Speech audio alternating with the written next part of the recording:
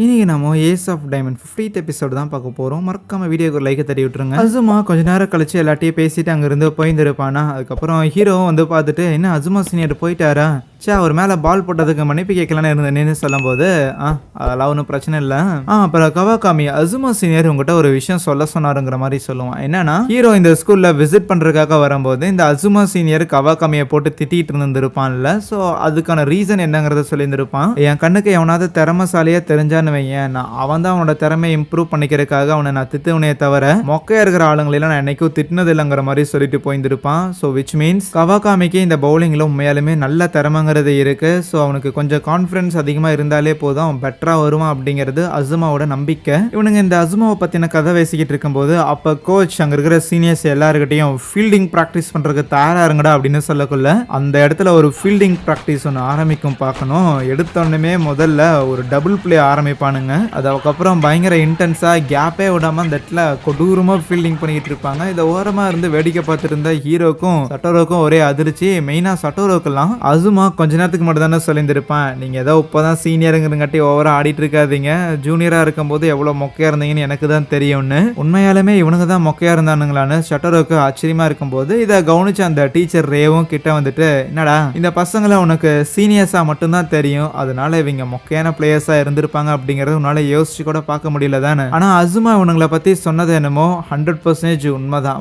முதல்ல இவனுங்க எல்லாருமே டீம்ல வந்து சேர்ந்த அந்த டைம்ல, அந்த ஃபர்ஸ்ட் இயர் டைம்ல நம்ம சைடோ ஸ்கூலோட பிளேயிங் லைன்ல இருக்கிற பிளேயர்ஸை பார்த்தாலே பரிதாபமா இருக்குதுன்னு சொல்லியிருந்திருக்காங்க. எக்ஸாக்ட்லி பரிதாபமா இருக்குதுன்னு. இப்போ அப்படியே 2 வருஷத்துக்கு முன்னாடி ஃபிளாஷ்பேக்கு நம்ம பசங்க, அதாவது சீனியர் பசங்க இருக்கிறானுங்களே, 3rd இயர்ஸ்ல இருக்கிறவனுங்க, அவனுங்க வந்து இந்த ஸ்கூல்ல ஜாயின் பண்ண டைம்ல யாருன்னா நம்ம வைஸ் கேப்டன் ஜுன்னு, மசுகோ, அப்புறம் கேப்டன் டெட்சியா, ரியோ, டன்பா, அப்புறம் கிறிஸ் அப்படின்னு சொல்லி இவங்க எல்லாருமே அப்பதான் ஜாயின் பண்ணியிருப்பானுங்களா. அங்க இருக்கிற நம்ம சீனியர்ஸுக்கு மாறி மாறி யாரு என்ன ஏதுன்னு தெரியாது. ஆனா எல்லாருக்கும் தெரிஞ்ச ஒரு ஆளா கிறிஸ் இருந்திருப்பான். ஏன்னா மிடில் ஸ்கூல்ல இருக்கும்போதே கிறிஸ் ரொம்ப திறமசாலியான ஒருத்தன். ரொம்ப முக்கியமா அவனோட அப்பா அவர் வந்து பேஸ்பால்ல இருந்து ரிட்டையர் ஆனதுக்கு அப்புறம் லோக்கல்ல ஏதோ சின்ன பசங்க சேனலோ ஹோஸ்டா இருக்கிறாரு போல. ஸோ அந்த ஆளோட பையன் தானே அப்படிங்கிற மாதிரியும் தெரியும். ஆரம்பிக்கும் போது நம்ம வைஸ் கேப்டன் ஜூன் வந்து ஒரு பிச்சரா தான் ஆரம்பிச்சிருந்திருப்பாரு, ஒரு பவுலரா தான் ஆரம்பிச்சிருந்திருப்பாரு. இருந்தாலும் ஒரு ஸ்ட்ராங்கான ஷோல்டர் அவனுக்கு இருக்கும், ரொம்ப நல்லாவே அவனால பால் போட முடியும். ஆனா என்ன பிரச்சனைனா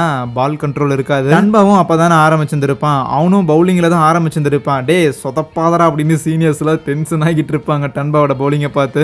அதுவே நம்ம கேப்டன் டெட்சியா நீங்க எந்த பொசிஷன்ல வேணாலும் போடுங்க, நான் கண்டிப்பா ஆடுறேன் அப்படின்னு சொல்லியிருந்திருப்பான். ஆனா சீனியர்ஸ் கேச்சிங் பிராக்டிஸ் கொடுக்கும்போது சொதப்படுறத பார்த்துட்டு, என்னது எந்த பொசிஷன்ல வேணாலும் ஆடுவியா, உன்னை ஆடவே வைக்க கூடாதுன்னு நாங்க யோசிச்சுட்டு இருக்கிறோம் அப்படிங்கிற மாதிரி காண்டாயிட்டு இருப்பானுங்க சீனியர்ஸ்லாம். அந்த மியாயூச்சின்னு சொல்லி இன்னொரு சீனியர் இருந்திருப்பாருல, அவருமே கொஞ்சம் சைஸ்ல சின்னதா தான் இருந்திருப்பாரு அந்த டைம்ல. சீனியர்ஸ் தான், டே மாமே நீ இன்னுமே மசில் போடணும்டா, இப்படி காத்தடிச்சா கீழே விழுகிற மாதிரி இருந்தா எப்படா பேஸ்பால்ல ஆடுவேன்னு சொல்லி அவனுக்கும் அட்வைஸை போட்டிருந்திருப்பானுங்க. அப்புறம் ரியோ கேட்கவே தேவையில்லை, 3rd இயர்ல தான் குட்டியா இருக்கிறானா, ஃபர்ஸ்ட் இயர்ல அதோட குட்டியா இருந்திருப்பான். அவனோட சொக்கா கூட அவனுக்கு சரியா ஃபிட் ஆயிருந்திருக்காது. உண்மையாலுமே இந்த பசங்களை வச்சு நம்மளால ஏதாவது பண்ண முடியுமா என்னன்னு கிளப்போட பிரசிடென்ட்ல ஷாக் ஆயிருந்திருப்பாப்லையா. மெஸ்ல கொடுக்குற அந்த 3 கப் ரைஸையும் சாப்பிட முடியாம சாப்பிட்டு இருந்திருப்பானுங்க. பிராக்டிஸ்ல டயர்ட் ஆகி கிளாஸ்லயே படுத்து தூங்குறது, அதுக்கப்புறம் கோச் கூட ஒன்னா ஒரு குழியில போடுறதுன்னு சொல்லி ஹீரோ ஆரம்பத்தில் வரும்போது எதெல்லாம் எக்ஸ்பீரியன்ஸ் பண்ணி அவனுக்குலாம் ஷாக்கா இருந்திருக்குமோ அது எல்லாத்தையுமே நம்ம பசங்களும் ஃபர்ஸ்ட் எக்ஸ்பீரியன்ஸ் பண்ணும்போது அவங்களுக்கும் ஷாக்காக தான் இருந்திருக்கும். ஆனால் எப்படி இருக்கும்போது நம்ம அசுமா அந்த டைம்ல 2nd இயர் படிச்சுக்கிட்டு வந்திருப்பான்ல. ஸோ அவன் கிறிஸ் கிட்ட,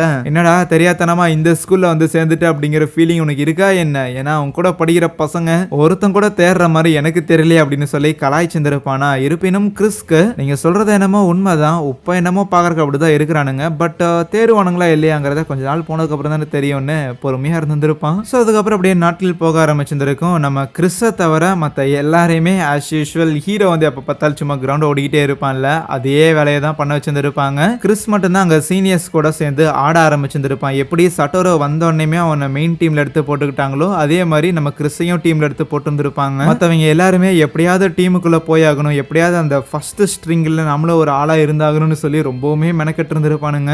ஆனால் அன்பார்ச்சுனேட்லி ஃபர்ஸ்ட் இயர்ல அவங்களால அந்த ஃபர்ஸ்ட் ஸ்ட்ரிங்குக்குள்ள போயிருந்திருக்கவே முடியாது. அவனுங்க எல்லாரும் வெறும் ஆடியன்ஸ்ல உட்காந்துட்டு சீரப் மட்டும் தான் பண்ணிக்கிட்டு இருப்பாங்க சீனியர்ஸ் ஆடுறதுக்கு. ஃபர்ஸ்ட் இயர்லயே அவங்களோட சீனியர்ஸ் இதே டோர்னமெண்ட்ல செமிஃபைனல்ஸ்ல இச்சிடாய் ஸ்கூல் கிட்ட தோத்து போறாங்க. அந்த இச்சிடாய்ங்கிற ஸ்கூல்ல தான் அந்த மனாக்கா அப்படிங்கிற டன்பாவோட ஃப்ரெண்டு போய் ஜாயின் பண்ணிருந்தான்ல, எஸ் அதே ஸ்கூல் கிட்ட தான் இப்போ சீனியர்ஸ் தோத்து போயிருப்பாங்களா. இதை பார்க்கும்போது நம்ம பசங்க எல்லாம் நம்பியிருக்கவே முடியாது, முடியாது. சீனியர்ஸ் நம்மளோட அவ்வளோ திறமைசாலியான ஆளுங்க எப்படி அவங்க தோத்து போறாங்க அப்படிங்கிறத. அவ்வளோதான் இவங்களால நேஷனல்ஸுக்கு போக முடியாது. ஆகையால் அடுத்த வருஷத்துக்காக டீமை வந்து தயார் பண்ண ஆரம்பிச்சிருந்துருப்பாங்களா. அப்படி வைஸ் கேப்டன் ஜுன்னை, நீ இனிமேல் பவுலிங்லாம் ப்ராக்டிஸ் பண்ண தேவையில்லை தம்பி, உன்னோட ஷோல்டர்ஸ்லாம் நல்லா தான் இருக்குது, நீ வேணா ஒரு அவுட் ஃபீல்டராக இருக்கிறியா, ஒரு பேட்டிங்கும் அப்புறம் அவுட் ஃபீல்டிங் இது மட்டும் பண்ணுறியான்னு கேட்டிருந்திருப்பாங்க. அந்த விஷயம் வைஸ் கேப்டன் ஜுன்னை பயங்கரமாக பாதிச்சிருந்திருக்கும். என்னது நான் பவுலிங் போட வேண்டாமா, அவ்வளோ மோசமாக இருக்கிறேன்னு. இந்த வருஷமும் இந்த டோர்னமெண்ட்டில் ஜெயிச்சு நேஷனல்ஸ்க்கு வேற போக முடியலையா. ஸோ அதனால கோச் வந்து பசங்க ஃபர்ஸ்ட் இயர் பசங்க இன்னுமே மோசமாக இருக்கிறானுங்கன்ட்டு கொடுக்குற ட்ரைனிங்கை இன்னுமே கொடூரமாக்கி இருந்திருப்பாரு. ஃபீல்டிங் ப்ராக்டிஸ் கொடுக்கும் போதெல்லாம் அவள் தான் பசங்களால பெருசா பாலை பிடிக்கவே முடியாது, எங்க வருது என்ன ஏதுனே தெரியல, கையில பிடிக்க முடியலன்னா உடம்பால பாலை தடுக்கிறக்காத முயற்சி பண்ணுங்கடா அப்படின்னு சொல்லி கருணியே இல்ல போட்டு வாட்டுன்னு வாட்டி இருந்திருப்பாப்ல மனுஷன். ரைட்டு, கிரவுண்ட்ல மட்டும் ப்ராக்டிஸ் பண்ணிக்கிட்டு இருந்தா இப்படியே டெய்லி அடி வாங்க வேண்டியதான். நம்ம தனியாவும் அப்பப்போ ப்ராக்டிஸ் பண்ணாதான் இம்ப்ரூவ் பண்ண முடியும்னு சொல்லிட்டு ஜூன் காலங்காத்தால ப்ராக்டிஸ்க்காக வந்திருப்பான். சும்மா பேட்டை வந்து ஸ்விங் பண்ணி ப்ராக்டிஸ் பண்ணலான்னு. அப்படி அவன் வரும்போது அந்த இடத்துல நம்ம கேப்டன் டெட்சியா பிராக்டிஸ் பண்ணிட்டு இருப்பானா. ஜுன்னுக்கு ஸ்கூல்ல ஜாயின் பண்ணதுல இருந்தே டெட்சியாக்கு பிடிக்காது. ஏன்னா டெட்சியா எப்பவுமே கொஞ்சம் ஒர்றன்னு இருக்கிற மாதிரியான டைப்பு. அதனாலேயே என்னடா காலங்காத்தால பணியில வந்து நின்னுகிட்ட என்னடா பண்ற அப்படின்னு சும்மா லந்து பேசுற மாதிரி தான் ஆரம்பிப்பான். ஆனா அப்படி பேச ஆரம்பிச்சதுக்கு அப்புறம் தான் ஜுன்னுக்கு ஒரு விஷயமே ஸ்ட்ரைக் ஆகுது. ஏய், நானே இன்னைக்கு தான் வரேன், நான் இன்னைக்கு வரும்போது நீங்க இருக்கிறீங்கன்னா அப்போ எவ்வளவு நாள்ரா நீ இப்படி பிராக்டிஸ் பண்றேன்னு ஷாக் ஆக. இங்க டீம்ல வந்து ஜாயின் பண்ணதுல இருந்தே டெட்சியா அதை தான் பண்ணிட்டு இருக்கிறான். கிட்டத்தட்ட கிரவுண்ட்ல ஒரு 300 தடவை, இங்க ஹாஸ்டல் வந்ததுக்கு அப்புறம் 200 தடவை அப்படின்னு சொல்லி 500 தடவை டெய்லியுமே இதே மாதிரி அவன் ஸ்விங் பண்றானாமா.